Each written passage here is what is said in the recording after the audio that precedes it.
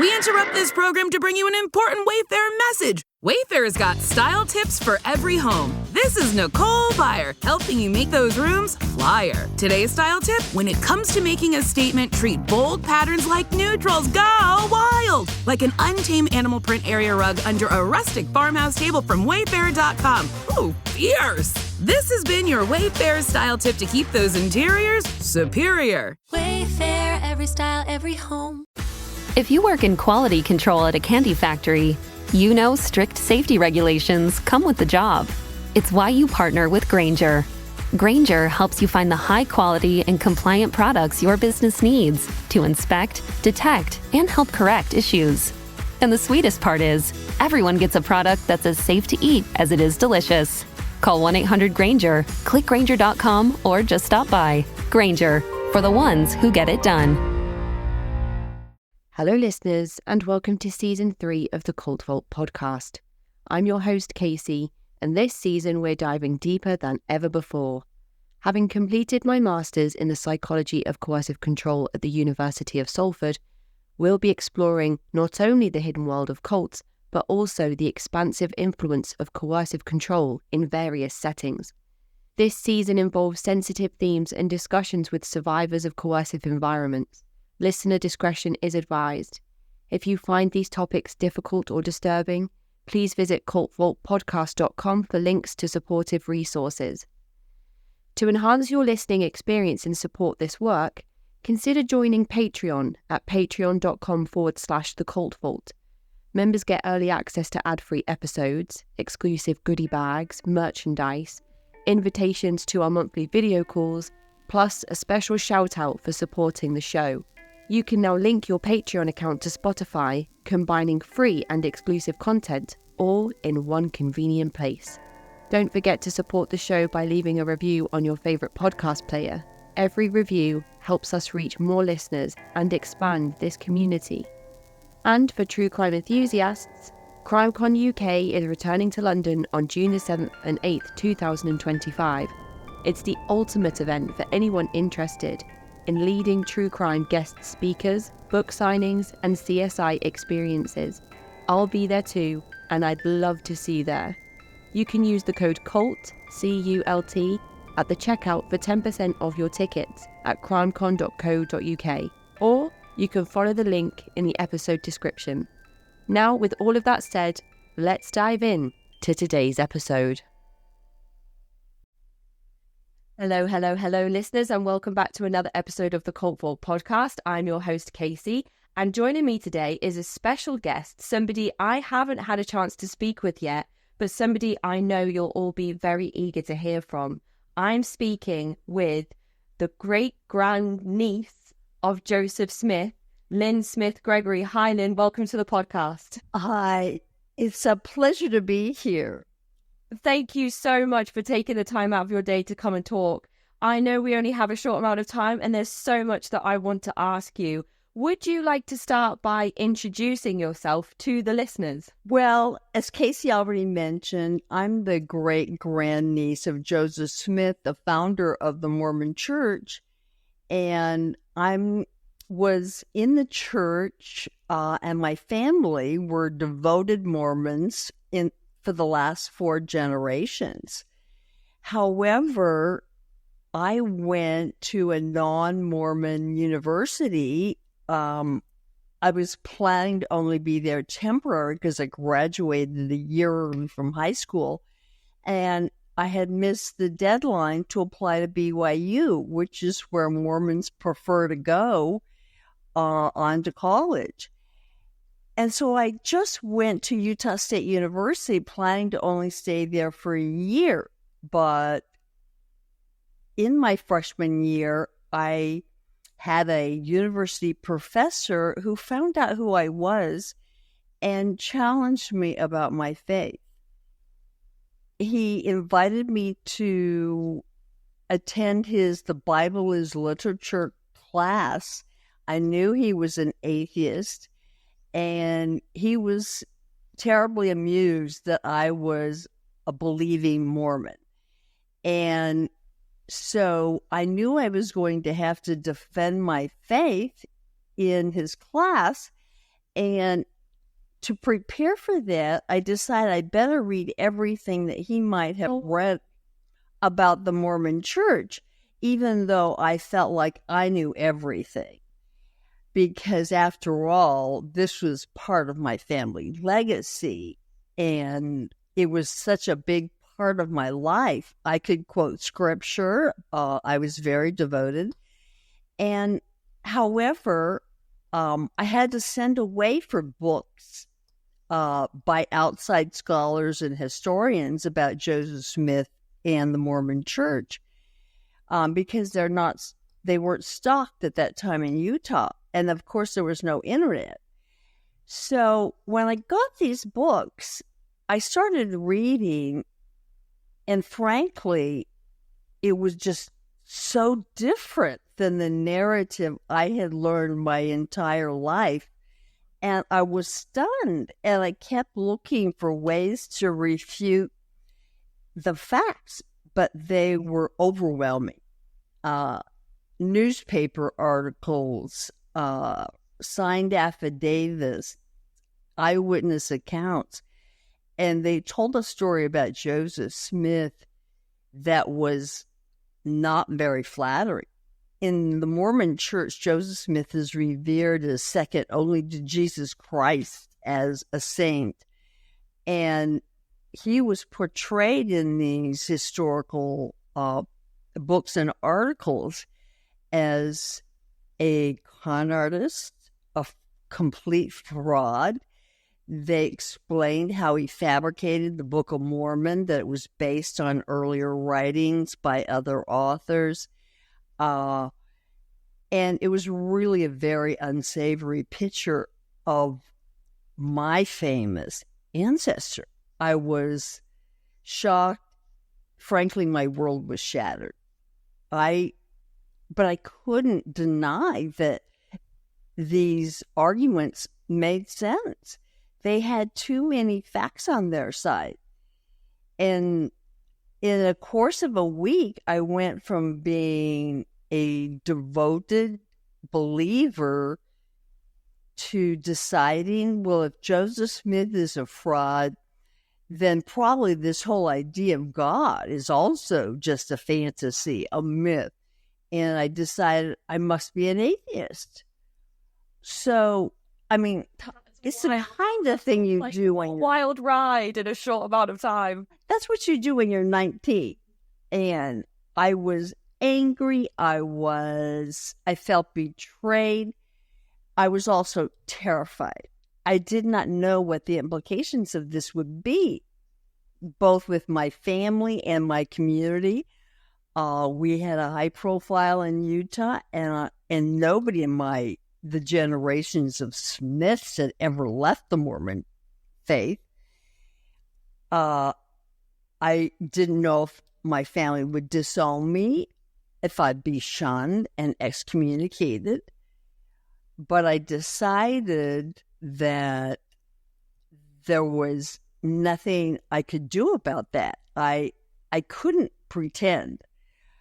I didn't tell my family right away, but when I stopped going to church, the church came looking for me and asked, where was I? Why wasn't I at the social functions and church on Sunday and what they call institute, which is additional education you get while you're going to college about your faith? And I confessed that I no longer believed in the church, and they were stunned and pleaded with me initially to reconsider and warned me that I was being swayed by Satan.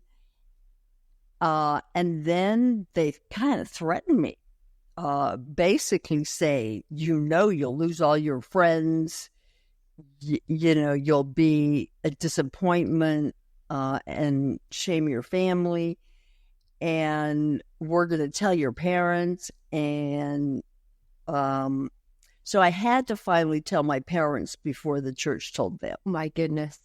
There are so many things just in that opening that are points that I just want to pick up and run with.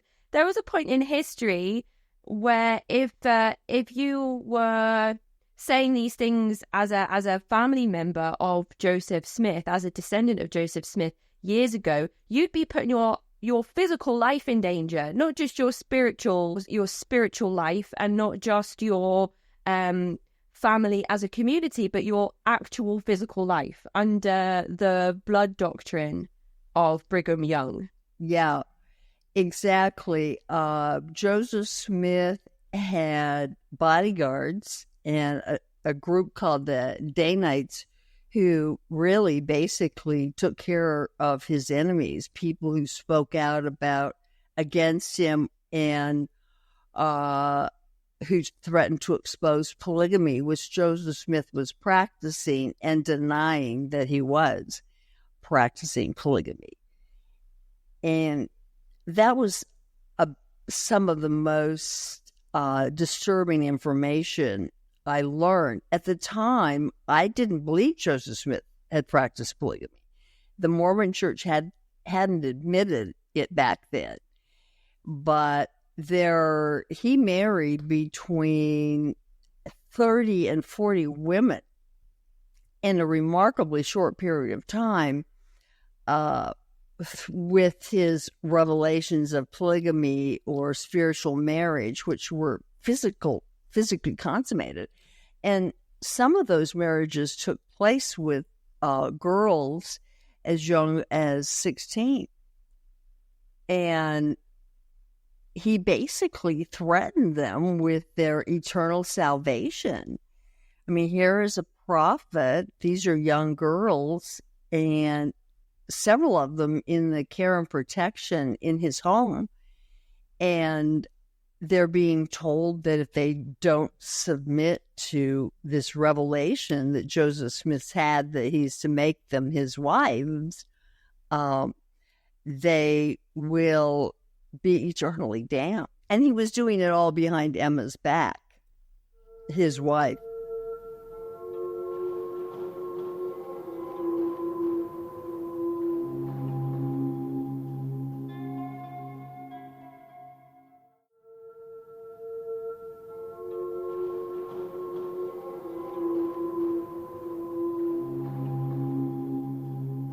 The story of you relearning your entire heritage and history is wild. It's actually a story I've heard before from another former member of the LDS Church.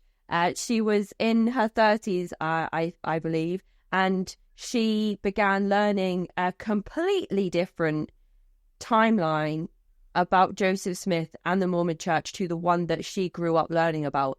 And it blew my mind when I heard that. I cannot believe that there is a time in a person's life where they have to relearn their entire history, their entire lineage. But when it comes to you, yourself, and your family, and the heritage of being related to the person that founded the Mormon Church, I can't begin to imagine what that's like for yourself and your family. There is a level of reputational damage that comes to individuals that leave the Mormon Church. As somebody that is kind of seen as higher up in that hierarchy and that structure, do you think that really weighed on your decision to tell your parents to move away from the church, to come out and say, I don't believe in this anymore? Well, I mean, I was shattered. I literally didn't know who I was anymore.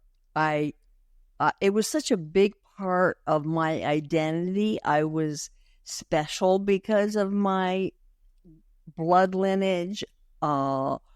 People were envious of my connection with Joseph Smith, and all of my friends and family and community were Mormons.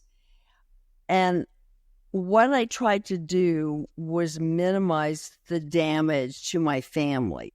And I realized the only way to do that would be to move and leave Utah, so I wouldn't embarrass and shame my family. My parents, of course, were extremely upset. shocked. I was the devoted golden girl in my family and the last person they expected to rebel. And it wasn't a rebellion. I didn't want to believe what I was reading, but I couldn't help it. I couldn't not see what I had seen. And I was devastated, but I quickly packed up my bags and moved across the country, sight unseen, to New York City, because I figured that would provide the anonymity. No one would know who I was or what my story was, and my family wouldn't be impacted by my beliefs and my behavior. Of course, that kind of thing, I mean, you only do that. I didn't have a job or a place to live. Like, I arrived in New York City with 2 suitcases and the naivety and a place that couldn't be any further from Utah in terms of, I mean, I went from Happy Valley and white middle-class Mormons to Sodom and Gomorrah in their eyes. And so, but I'm happy I did it because it was sink or swim, and I was dropped into a world that educated me quickly on just how the rest of the world sees Mormons. I mean, people ask me questions like, "Oh, I thought Mormons had horns," or "How many mothers do you have?" And wow. You know, I was opening up a bank account, and the teller said, "Utah, is that in West Virginia someplace?" And, I mean, it was mind-boggling. But it was also freeing. And so it gave me permission to try different things without the judgmental eyes of my community and my family. And so I stayed in New York for 15 years. It's where I met my husband and started my family. But I thought that I could go to New York City and I would just shed this Mormon persona like a snake sheds its skin when it doesn't need it anymore, and emerge shiny and fresh, a new person, and that geographically I could reinvent myself anew. And of course I found out that it's not so easy to get rid of a belief system that you've been indoctrinated in since birth, and a belief system that was incredibly damaging in terms of how I felt about myself. You were never worthy enough in the Mormon Church. You were judged for having sinful thoughts, not just sinful actions. So it was a no-win situation, and love and respect or status was all based on your devotion and obedience. And I had not been taught critical thinking skills. So it was very hard to learn to trust my own mind, and that the conclusions I was drawing and the decisions I was making were valid or accurate. I didn't have any way of measuring myself anymore.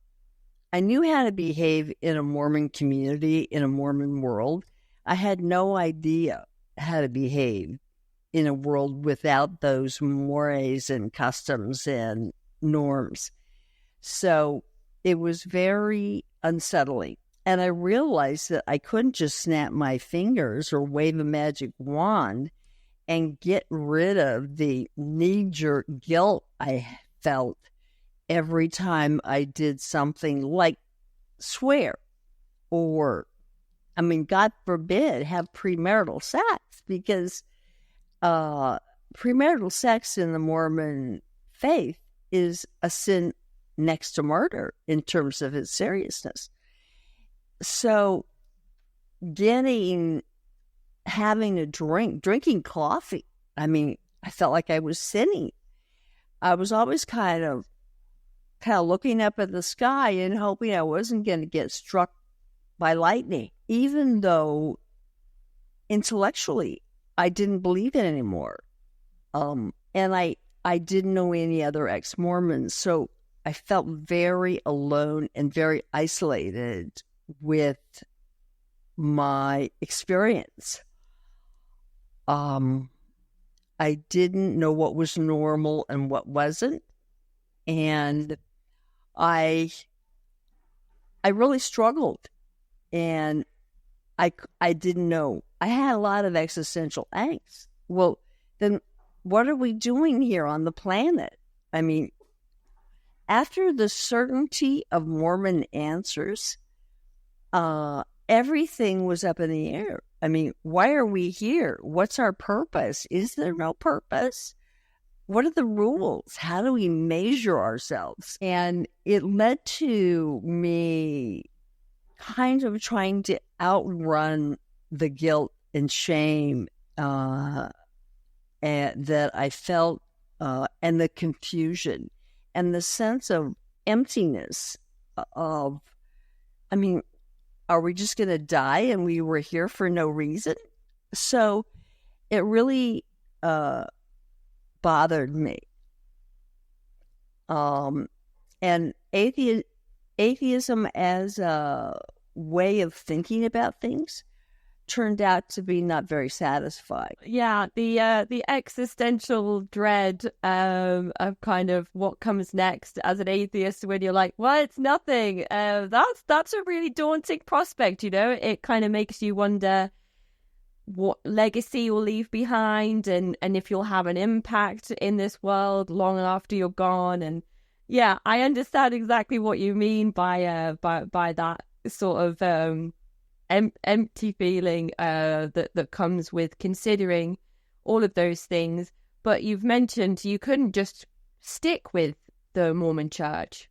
Once that veil had been lifted, you realized you couldn't go on with I couldn't live a lie. Yeah. So what did you do? What did you do to find fulfillment? Well, I did some things that were fairly destructive. I drank too much. It was the 1980s in New York City, and it was awash in drugs and alcohol. And I went to clubs like Studio 54 and really kind of tried to outrun the gnawing feeling that this wasn't enough. And that led to a crisis where I realized I had to do something, and it led me to have a spiritual epiphany. And I talk about this in the book. It was mind-blowing to me because I was an atheist. The last thing I expected to experience was a spiritual awakening. But in fact, that's what happened. And that opened me up to the idea, or even, I would say in my case, a knowing that there was something bigger than myself. Some power.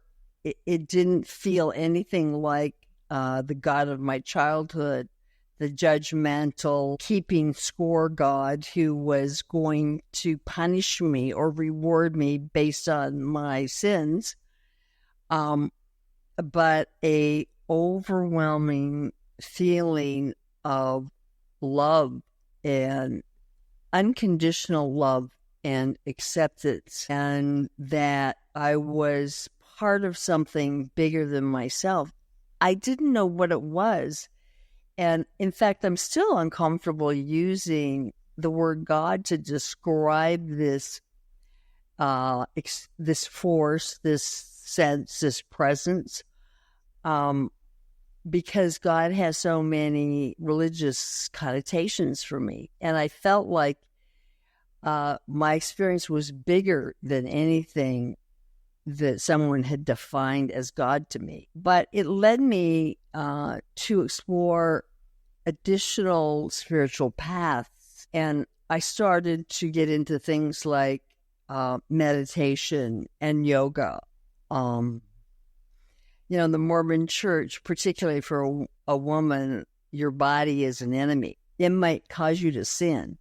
And so yoga, getting in touch with my body, making friends with it again, learning to read what my body was telling me. Meditation was incredibly helpful for me to look at my mind and understand the power of thoughts and how I was not my thoughts, which allowed me to also see I was not my conditioning, the brainwashing, and gave me more space to make decisions without a sense of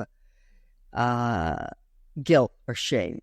It sounds like empowering, and female empowerment as well. I'm obviously all for female empowerment. Just you moving across the country, to live independently away from everything as a woman after growing up in the Mormon Church is a whole other conversation. But you've talked there briefly about your book, so we haven't mentioned that so far. It's in the works, as I understand, and it's called We Were Smiths. Yeah, We Were Smiths, and the subtitle is Escaping the Shadow of Joseph Smith's Mormon Legacy. And it's about my journey out of the Mormon Church and how my departure impacted my family. It triggered and set in motion events that eventually led my family to implode and created a big division in the family. Decades after I left, a couple of my younger brothers and sisters also left. And this family, and my parents divorced over it. And it was a very divisive issue in the family. We were divided into two camps, the believers and the heretics. And I felt, for the longest time, I felt estranged from my family, that they were all Mormons and I was this floating satellite who wasn't really part of the family. My mother referred to the whole family as Mormon, et cetera, et cetera. And when I would remind her, well, I'm not Mormon, she would go, well, yes, not now anyway. And she always maintained the belief that I would come back to the fold. But when I went to Utah to see my brothers and sisters get married in the temple, I was not allowed in. So I would remain outside the temple for family photos later. And my Mormon family couldn't understand why that hurt my feelings. And they were like, well, you're not a Mormon, so why would you want to be there? I'm like, well, in some places, weddings are inclusive events and the whole family gets to go. But they didn't get it. And that was really the big problem when a couple more people, members of my family, left, was our difficulty in understanding each other's positions. And so we basically didn't get together as a family anymore. But then a secret came out in my family, and I go into this in the book, that sent shockwaves through the whole family. And in dealing with this crisis, a therapist recommended that we get together for a few sessions of family therapy. And to my family's credit, everyone agreed to participate. Wow. And I realized that's an anomaly in estranged families due to religious differences, that everyone is willing. And we're talking about a lot of people because I'm one of 9 children. But we did, and we agreed to gather once a year for a family reunion and see if we couldn't spend time together in a way that was not destructive or hurtful for everyone. And that is what the book talks about, is how do you heal estrangement? What do you need to look at in terms of understanding whether or not it's a possibility or even healthy for you? And also the things we learned as a family. We learned how to talk respectfully to each other. We learned that there was no controlling or converting anybody to our position. And in fact, religion as well as politics were off the table. There was no way, when what you experienced as sacred, I see now was traumatic. The same experience. There's no way to find a common ground there. So there are just things we can't talk about. But what we did look for was, what do we have in common? We also kind of clarified what our assumptions were about the other. For example, when I left the church, no one in my family asked me why I left. Nobody was curious. There was no acceptable reason for leaving. So it didn't matter. I was either had fallen into Satan's clutches, or I had decided I wanted the freedom to sin because I didn't want to measure up to church standards. There was no place for me to be a respectable, good person. And so they needed to see me as fallen. And that really hurt my feelings. And I still find myself, which really came as a surprise when I realized this, that I still had something to prove to my Mormon brothers and sisters. I want to say, hey, I'm a good person. I have values. I help people. I give to charity. I'm a good neighbor, and it sort of prove that I'm not this sinful person that they assume that I am.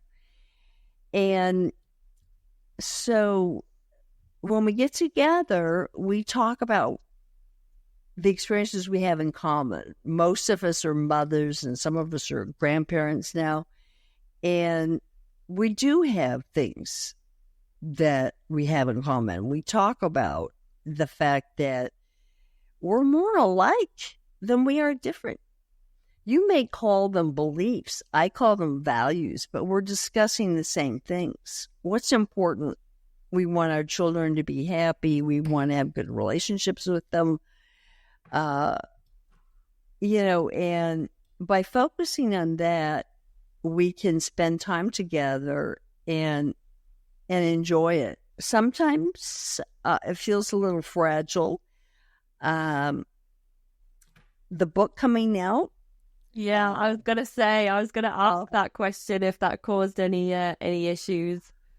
Well, I sent them all a letter and said that my social media was going to change my online presence, and if they wanted to unfollow me or block me, that I understood I wouldn't take it personally, and that they just didn't want that in their life.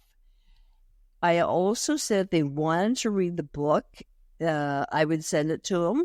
And if they didn't want to read a section about what I discovered about the Mormon Church that made me leave, I said, then skip chapters X to Y. So I gave them permission to read as much or as little. I also told them if they wanted me to change their name in the book, I would do so. All the Mormons wanted their names changed. But to their credit, they did not shame me for writing the book or threaten to end our relationship over it.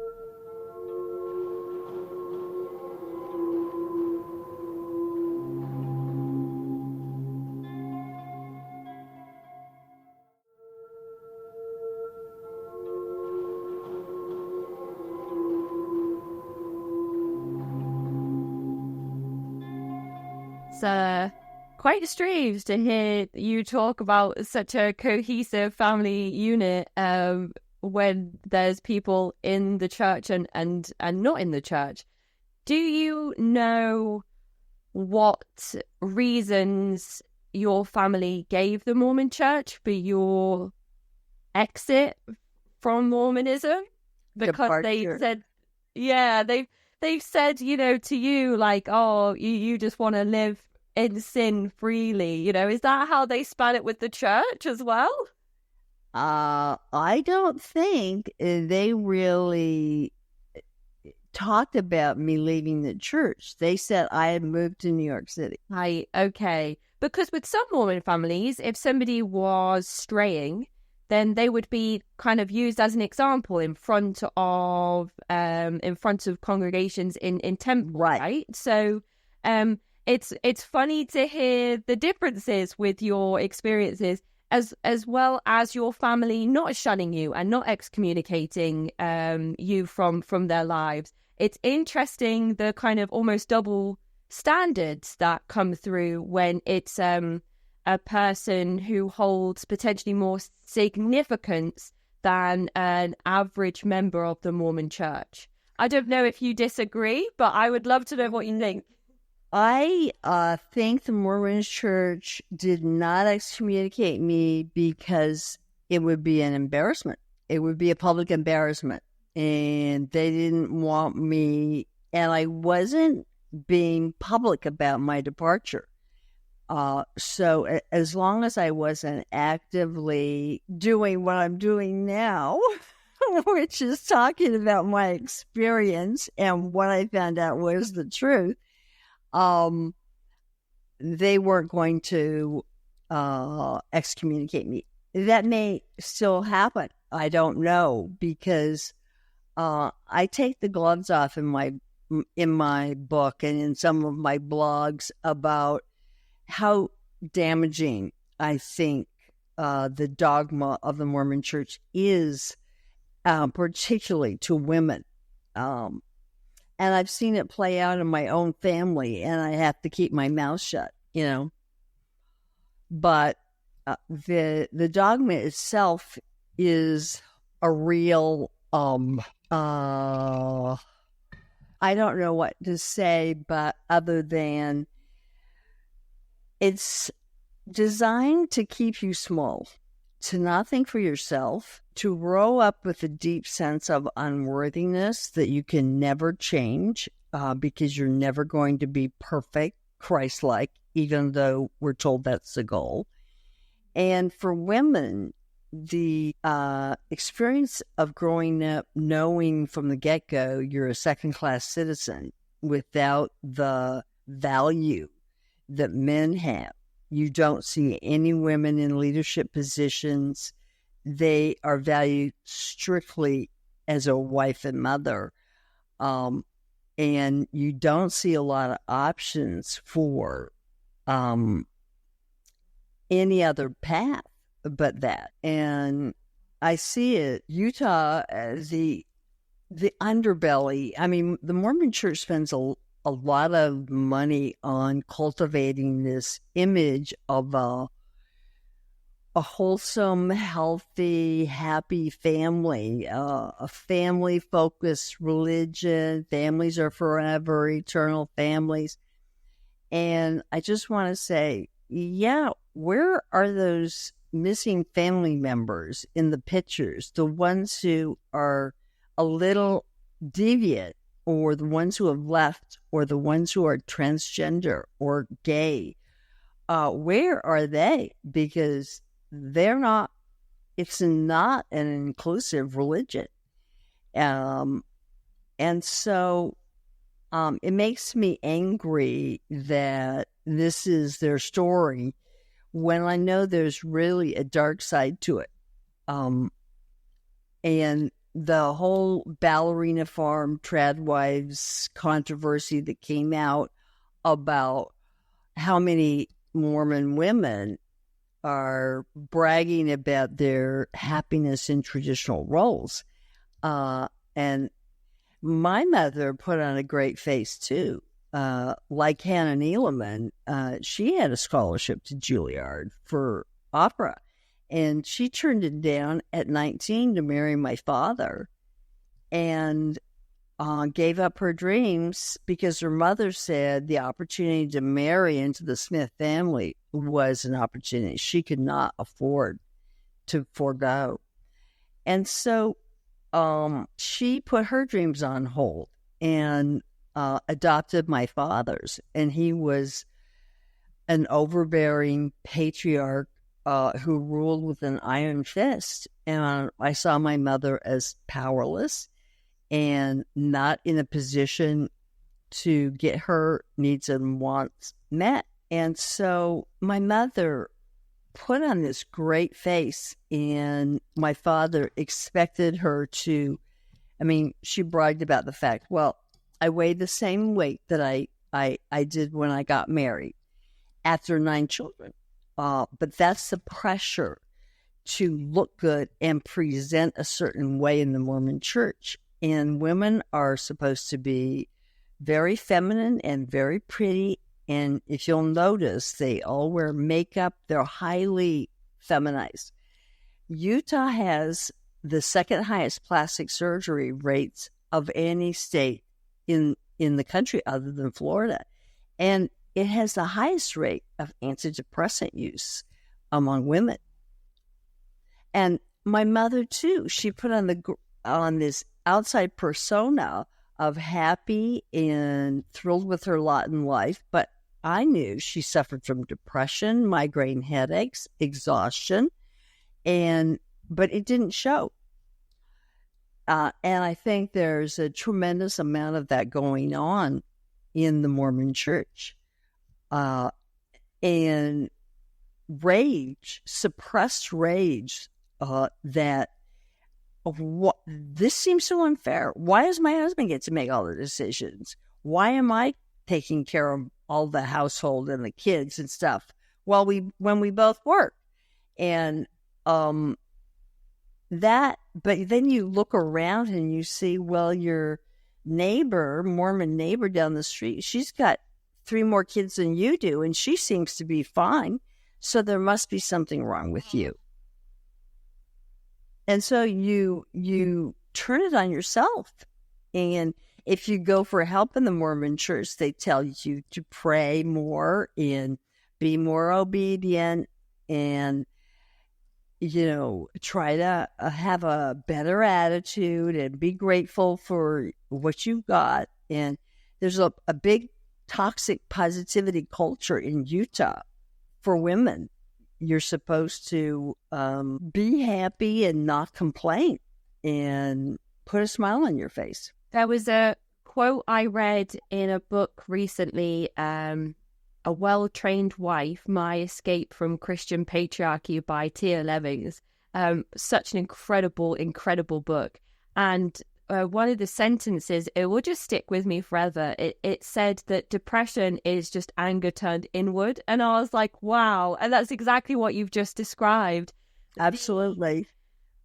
the pressure to have this perfect outward persona that only kind of, I guess, kind of rots the inside of your kind of thoughts, your spirit, your enthusiasm, everything inside is impacted, and you're seeing other people kind of manage, I suppose. So there's this expectation that you maybe are doing something wrong, or maybe it's your faith, or maybe it's your inability to cope with all of the children. And then it's the trickle-down effect of children raising children and parentification. And then as those children get older, they become resentful. And then again, it's just anger turned inward. And it just goes round and round. And this is just me talking from my experiences of speaking with other survivors. I don't have these experiences firsthand. And you're just kind of really perfectly summarizing those same experiences that so many other women have talked about just on this show. Yes. I too have talked to others. Mormons don't have a corner on religious trauma.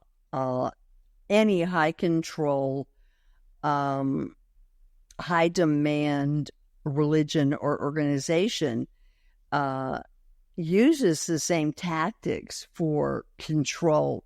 And I'm very empathetic when I see other and talk to other people. You know, when I left, I didn't recognize that a lot of what I was experiencing would now be labeled religious trauma. I thought it was just my unique reactions. But I'm very happy to see that there are therapists out there who specifically deal with religious trauma, because it is generational. My mother had her mother, instruct her to give up her dreams, put marriage first. And so it just, like you said, trickles down. And, in my family, I have been encouraged to see that some of the next generation has pushed back against, for example, my little sister. One of her sons came out when he was a teenager and told his family that he was gay. And this child was beloved in the family. He was known as the peacemaker, so gentle and kind, someone who brought the family together. She had 9 children. He was one of them. And my sister left the church, and so did the rest of her family, with the exception of one. But her kids all left the church because they, as my sister said, couldn't wrap their brains around the idea that they were participating in a church that viewed this child, this beloved family member, as an abomination to God.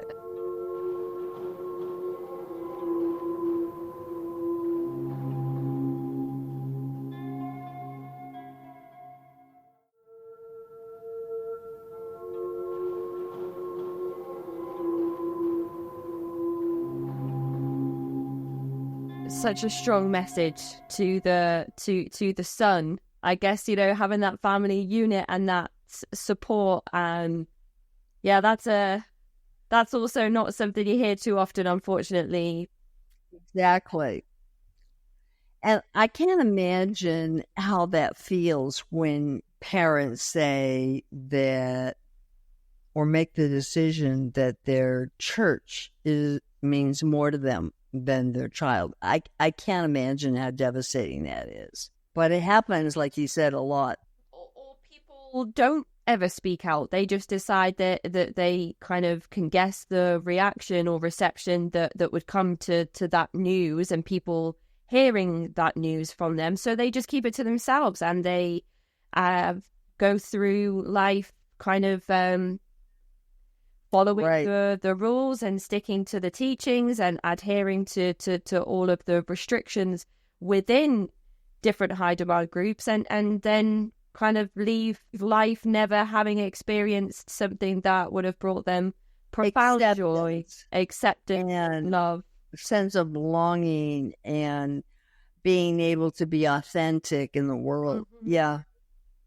Tragic. So are you planning on publishing your memoir anytime soon, or is it still being written, or are you looking for a publisher? Where do we stand? Well, thanks for asking. I have an agent who's shopping it to publishers, and I think there's several that are interested, and they've made some suggestions for a couple of things I'd like to see more of. And so I'm doing a little tweaking of the book right now. But in the meantime, I just launched this week on my YouTube channel where I'm talking about, what it was like to grow up in Utah in a high-profile family, and also other Mormon controversies. For example, I'm now going to be recording a podcast on a TV show, a reality show that's gotten a lot of press and a lot of visibility in the States, which is The Secret Life of Mormon Wives. And so I'm going to weigh in on that, because I think that I didn't want to watch it because I thought, this is going to be another trashy reality show.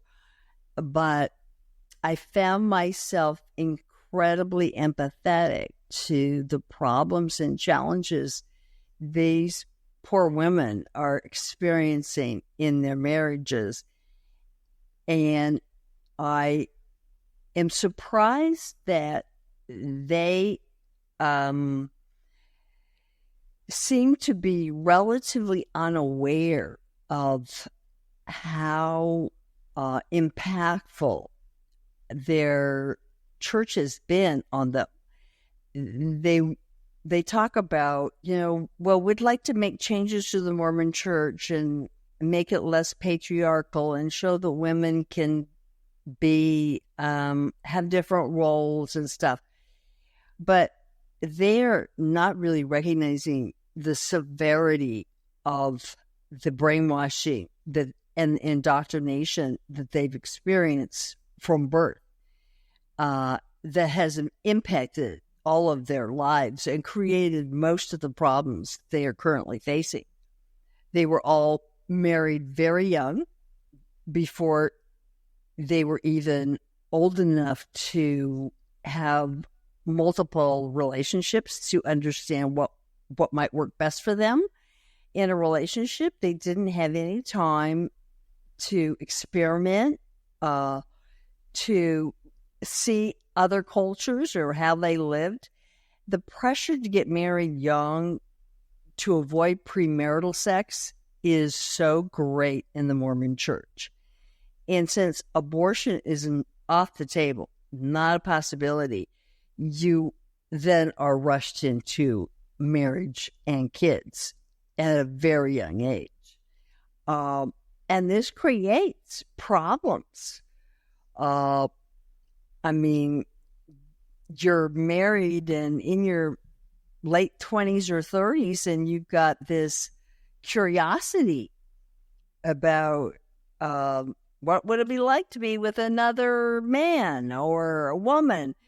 Yeah, it's hyped up so much as well, though. I feel like that makes it even more like because it's so taboo and it's like, the number one thing you must not do. It makes it kind of like the big red button in front of you where you're like, I can't. Exactly. It's I don't really want to. Yeah, the forbidden is always more enticing. So I've got a whole blog coming out about that, and a YouTube video that I'll be recording next week.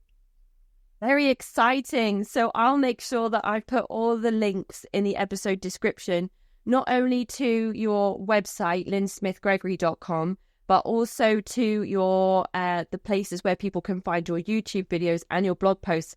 And then when we have news of your publication, any dates or pre-order links or anything like that, we can give the listeners an update so that they can get their hands on your book, which I am really excited to read as well. I could only imagine the stories and the just the insight into your particular story in leaving the Mormon Church. I did have one question about your college professor. Did you ever tell him that you left the church? I did. When I was in his class, he took me aside. I took the Bible as literature class, but instead of attacking my professor's positions in defending a traditional religious view of the Bible, I didn't. And I think he was surprised at that.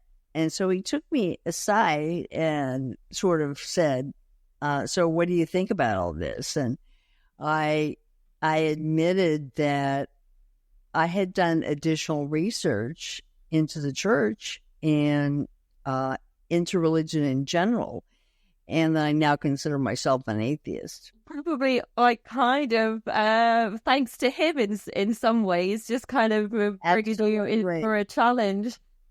It was a life-changing encounter for sure. Did he have anything to say about your kind of revelations, I suppose? He was shocked. And he didn't say much, but he kind of got solemn and then wished me luck. And this came at the end of the semester or so. And he said, I'm proud of you. I imagine that he was telling that story for many years to come in his Bible is Literature class. Maybe. I don't know.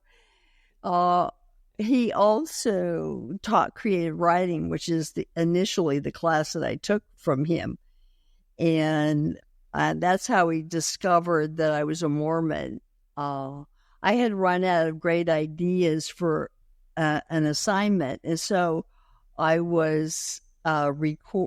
sort of quickly dashed off a short story about my parents arguing about something about the church. And that's when he said, so you're a true believer.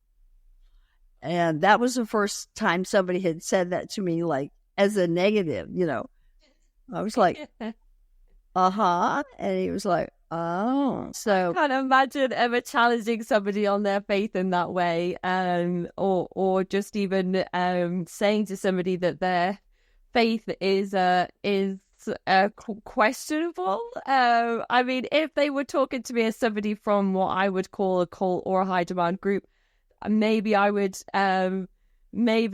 want to have a conversation with that person, but I don't think I would ever be like, let's sit down and hash out all the reasons why you're wrong. Oh, well, and